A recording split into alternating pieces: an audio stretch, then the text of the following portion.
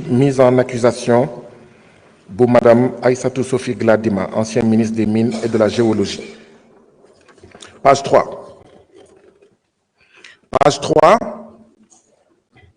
premier paragraphe. Nous avons de matériel pour 119 879 070 francs.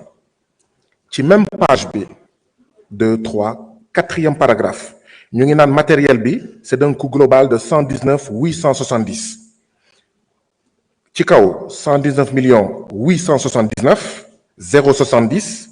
Qui souffle le même matériel, 119 870 fait 879. Fallait 70, fi 70 fait nous. Donc dans tout le rapport, vous avez montant pour le même matériel. Fi dañuy bind 119 879 070 fait ñu bind 119 870 rek donc baax nañu harmoniser ci rapport bi montant yi. Page 3, page 4. Page 4. Page 4. 1, 2, 3. Quatrième paragraphe. Quatrième paragraphe, avant-dernière ligne. Pour la finalisation du projet d'un montant de 73 millions. Page 4. Bon demain, page 3. Nous avons 73 millions 200. Donc, ce serait bien que, ci rapport bi, nous avons 73 millions, 73 millions 200, 119 millions, nangam, fait, nous avons 119 millions, nangam. Donc, lis-moi page 4. Résolution, page 3. Le même rapport. Résolution, page 3. 1, 2, 3, 4. Quatrième paragraphe. Pour la finalisation du projet, je crois que vous d'accord, pour la finalisation du projet d'un montant de 73 millions de francs CFA. Bon, demain, nous avons 73 millions 200 000. Donc, il faut que harmoniser montant bi, nous avons montant bi nangam la. Mais pas fini, nous 73 millions là, il faut que nous 73 millions 200. Rapport mise en accusation pour M. Moustapha Diop, ancien ministre du Développement industriel et des petites et moyennes industries. Page 2, résolution. Page 2, pour résolution. Oui. 1, 2, 3, 4, 5, 6, 7. Septième paragraphe. Lors de l'exploitation des pièces justificatives relatives. SA relatives.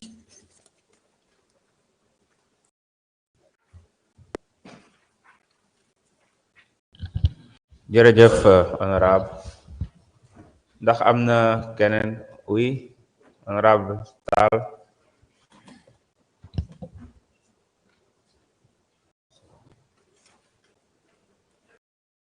Monsieur le Président, je vous remercie. Observation de forme sur le rapport de la Commission des lois portant projet de résolution sur le rapport à la page numéro 5. Paragraphe. Concernant quel ministre? Ismaël Madior Fall. Sur le rapport à la page numéro 5, cinquième paragraphe, là où on a cité les articles 156, 157, 159 et 160 du Code pénal, au lieu de Code de procédure pénale. Du Code pénal. Je vous remercie. Oui, honorable Abdoulaye Thomas Faye.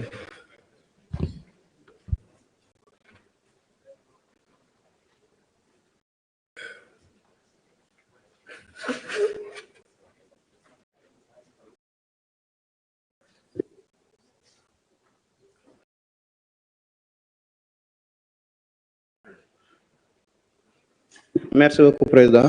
Donc, pour le projet de résolution portant mise en accusation devant la Haute Cour de justice de Mme Salimata Diop, page 1, quatrième paragraphe.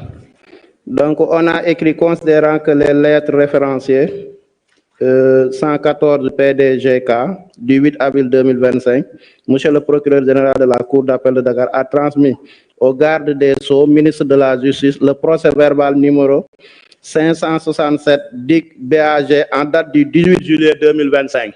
Je crois que ça ne peut pas être 18 juillet 2025. Certainement, il y a une erreur. Merci beaucoup. Oui, honorable Babacar Ndiaye.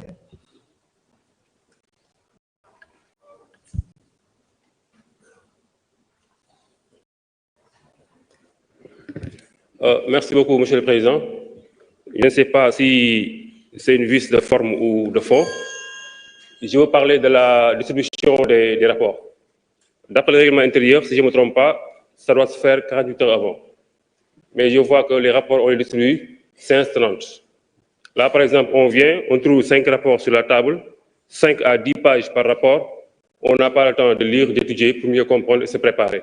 Si on peut distribuer les rapports 24 heures ou 48 heures avant, en tout cas, comme dit le règlement intérieur, ce serait mieux pour nous les députés qu'on puisse bien se préparer pour les séances. Merci. Oui, honorable Sarr.